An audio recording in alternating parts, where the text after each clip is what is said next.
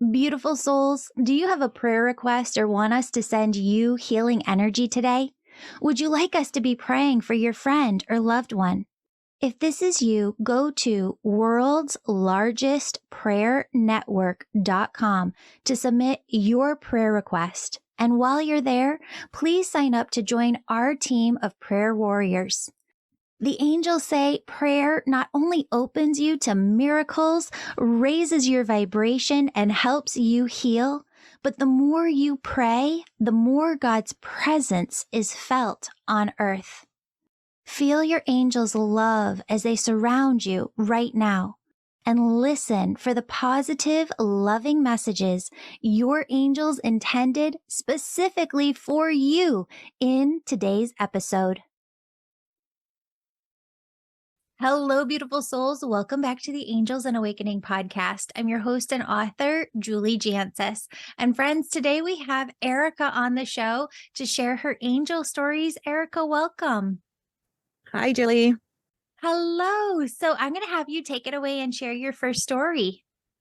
Okay, sounds good. So, my brother passed September 21st of 2021 due to COVID.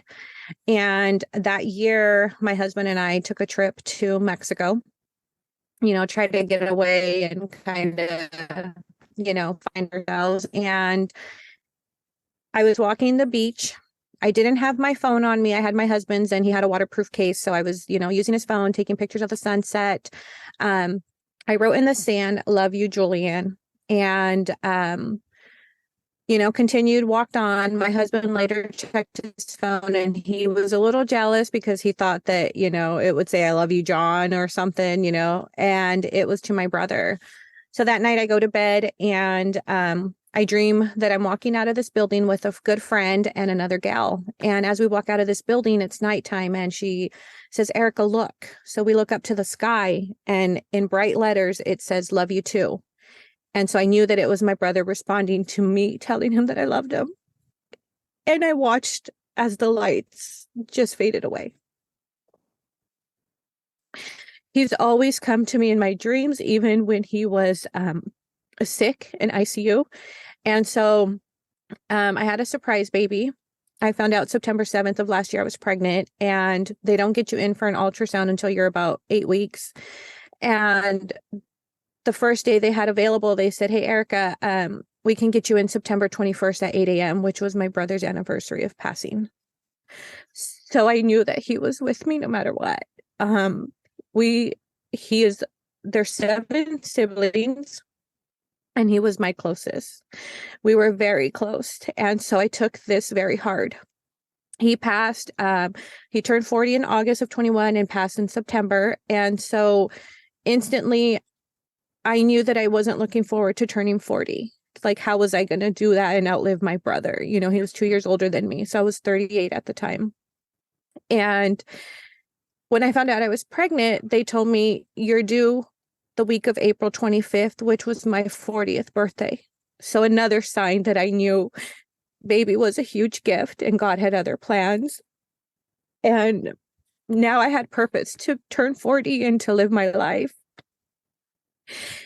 So as we got closer to having baby, I got really sad because I knew that this brother was always around the kids. He would be the first one at the hospital. He was just the best uncle.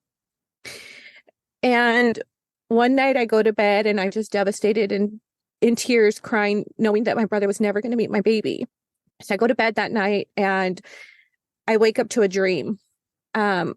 I was having a healing or something with someone. I never saw their face, but out the corner of my eye, there was a bright light.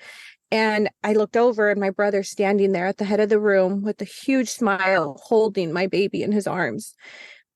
When I was pregnant, I was in denial, in shock. How am I pregnant? This isn't possible. I was supposed to tie my tubes. Well, the first item I bought, I was 6 months pregnant. It was a little rocker, a swing. So in this dream, my brother's standing at the head of the room next to that rocker, holding my baby. And all I could do was cry to him and tell him, "Oh my God, you're holding my baby. You're seeing my baby." And he just had the biggest smile ever.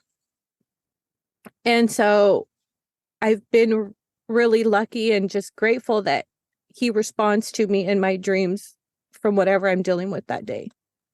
That's incredible. That's incredible. Do you have the son too here? The what? A son? Yes, I have 3 boys. Okay. I really feel him like bringing through messages for I feel like it's your oldest son who I never bring through anything like negative. It's always just loving, positive place that they're trying to get around to.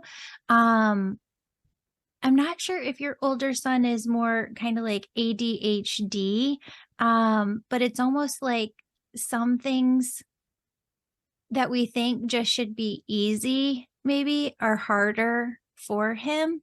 And Mhm. it's nothing more than just like his way of processing, if that makes sense. Like there are people around me who are just these very, very quick processors who can come into conversation with me and just have everything worked out within themselves. I'm not that way. I'm a very, very slow processor. I need a couple days to marinate on it. Then I need to have another conversation. Then I need to marinate on it. Then I need to have another conversation. Um, your brother said he's just such a ball of love, your oldest son, and he has to do Mhm. things of like in his own unique way. And he wants you to know that he's guiding all of the kids, but just that all is well. Thank you. Yeah. Yeah, it's been a I had a rough day with my oldest the other day. Yeah. And he does, I don't know if it's, he has mentioned ADHD. We did have him, like see a counselor and all of that too, trying to get things figured out. And we just had a rough day the other day. So Yeah. things have really been adding up for me. Yeah. I really feel like Dr. Amen, he wrote this book called Healing ADD. And I don't know, like I'm not a medical professional whatsoever. I'm just a person who has ADHD and who has been studying it for decades and trying to read as much as I can. Um, Dr. Amen's book, Healing ADD, I think is the most advanced information that I've seen out there where I think it'll bring a lot of benefit if you listen to that one on Audible. It's a little long, so you have to give yourself some patience. I think it might be a 14-hour book on Audible, but it's like the best one out there. Awesome. Thank you. I Yeah. also wanted to mention that your podcast really helped save me when I came across it when my brother passed. I was in the car one day and like, oh my God, I have an iPhone. I want to hear podcasts. And yours popped up and I resonated with so many stories. I would just go and randomly pick something and it definitely helped. My brother was going down the spiritual path with my sister and I, and when he did pass, it was like fast forward, give me more, show me more, tell me more. Yeah. And so I know I stumbled across that to help. I took the Angel Reiki course. And so you've definitely helped save me and I'm appreciative for the podcast. Oh, thank you. And thank you for coming on today and sharing your insights with everybody. It helps everybody to feel less alone. So I appreciate you so much.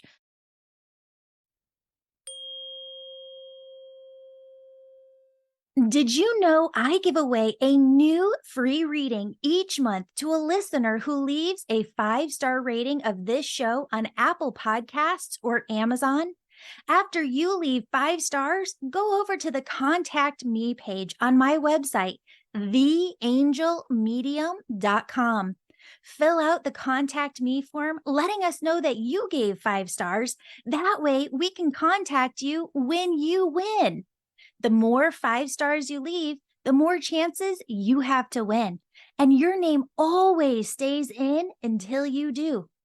Don't forget to stay subscribed to our emails so that you know when you've won your free session with me. Sending you so much love and gratitude for your support on this. Thank you. Now let's dive back into the show.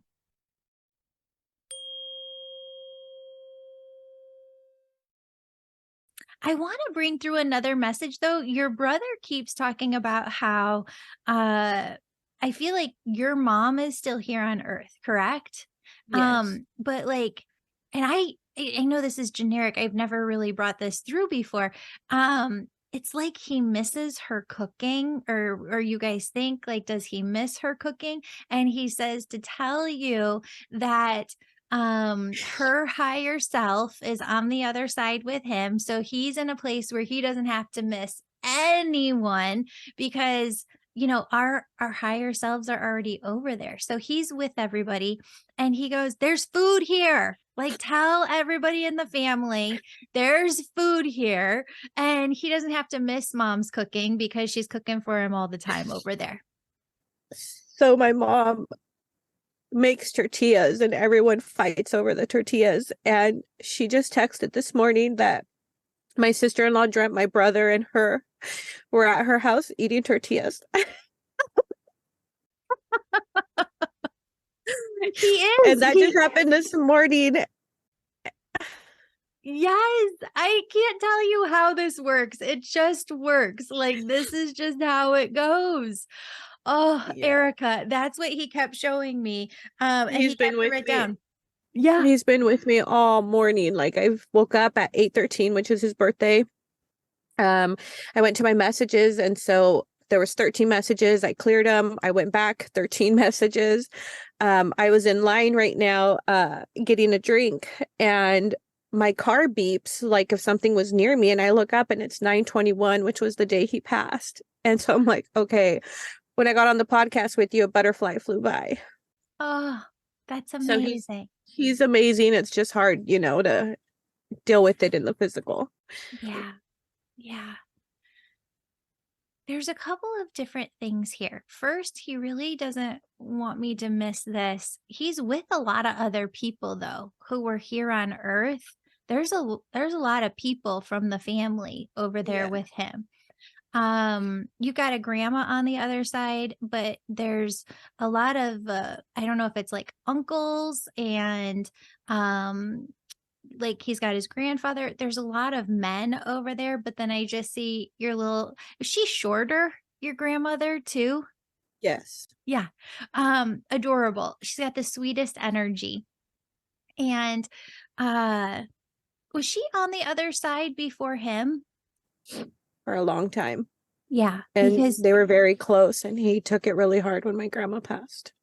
she was the first one there when he crossed over to the other side, that he saw, that kind of put him at ease for that transition. But she also talks about bringing through your miracle baby and how it's so on purpose. And, how do I want to say this? Okay. There's strong-willed children, and then there's really strong-willed children, right? Like, she is just going to be your strong-willed little babe because she's here to do what she's here to do. And so as you raise her, how can you not how can you keep her going? How can you keep her believing in herself? How can you turn her to hear her own intuition and help her with that? Because my God, is she here to do a lot? Yeah. I've been told that. So it's actually a he. Okay. But when I found out I was pregnant, before the doctor came in, I was just praying, God, let them figure out what's wrong with me. I need to know. And girl names came to mind, Yeah. which I thought was awkward because I was sitting in the ER with a headache, not feeling good. Doctor comes in, you're pregnant. So I knew that was to prep me. But the night before, I dreamt a girl. My sister dreamt a girl. My mom had been dreaming a girl. I've Yeah. always wanted a daughter. And, he's my third son, but I wouldn't change it for the world. But we've always had, even other friends that have had, the feminine energy is what they feel. Yeah. Yeah. But I think one gal 100%. told me that he was going to be more in that feminine energy because I'm more in the masculine. For sure. So it definitely makes sense. Yeah. Yeah. No, so just trust that. And then your brother keeps coming through too, just saying, believe in yourself, believe in yourself, believe in yourself, believe in yourself, because there's things that you want to do here, Erica, too.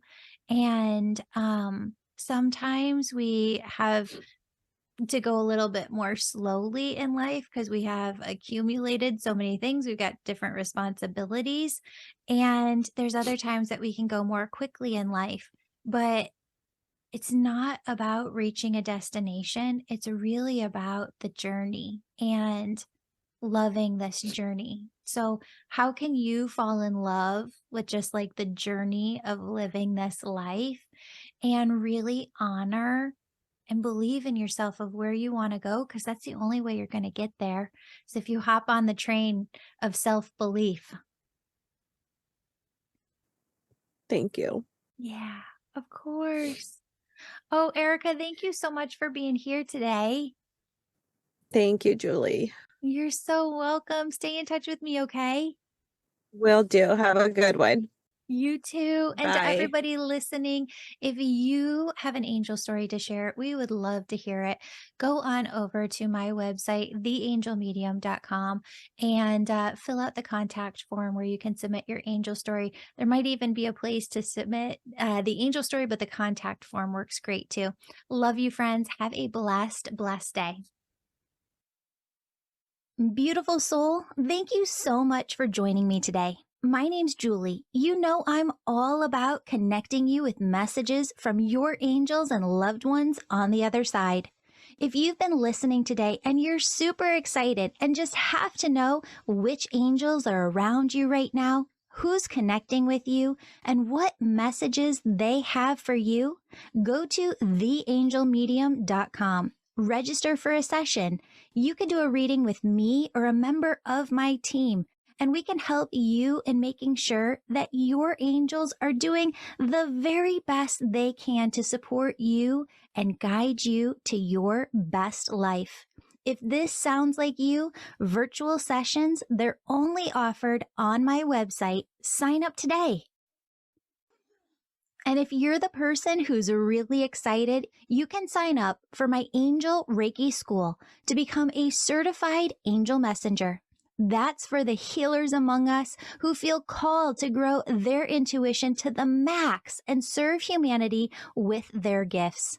You'll learn Reiki, mediumship, how to deliver angel messages, and how to get clients.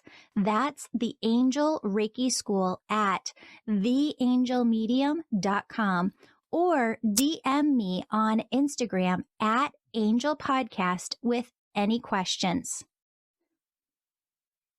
Before you go, connect with your angels by placing your hands on your heart.